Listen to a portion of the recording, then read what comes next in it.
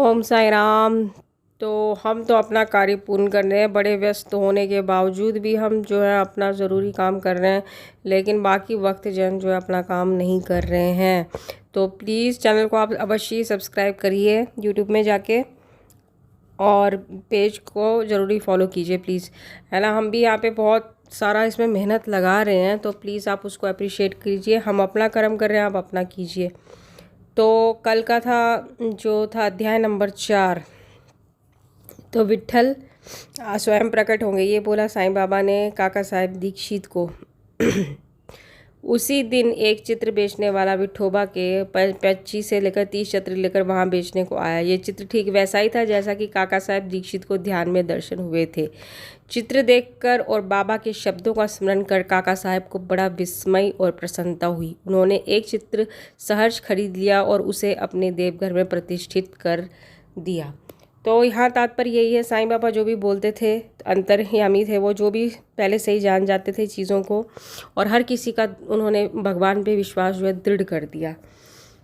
अब है भगवंत क्षीर सागर की कथा। श्री विट्ठल पूजन में बाबा को कितनी रुचि थी, ये भगवंत राव क्षीरसागर की कथा से स्पष्ट है। भगवंत राव के पिता विठोबा के परम भक्त थे, जो प्रतिवर्ष पंढरपुर को वारी लेकर जाते थे। उनके घर में विठोबा की एक मूर्ति थी जिसको वे नित्य प्रति पूजा करते थे। उनकी मृत्यु के पश्चात उनके पुत्र भगवंत राव ने वारी, पूजन, श्राद्ध इत्यादि समस्त कर्म करना छोड़ दिया। जब भगवंत राव शिरडी आए तो बाबा उन्हें देखते ही कहने लगे कि इनके पिता मेरे परम मित्र थे, इसी कारण मैं इन्हें यहाँ बुलाया हूँ।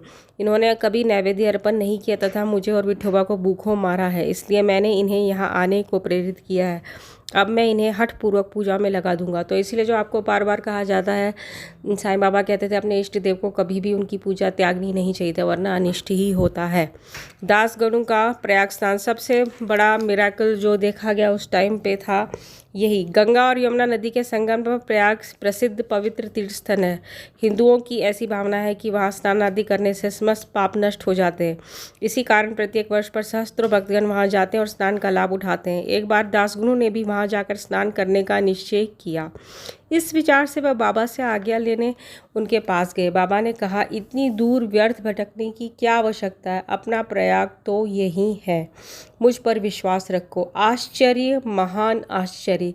जैसे ही दासगणु बाबा के चरणों पर नत हुए तो बाबा के श्री चरणों से गंगा यमुना की धारा वेग से प्रभावित होने लगी।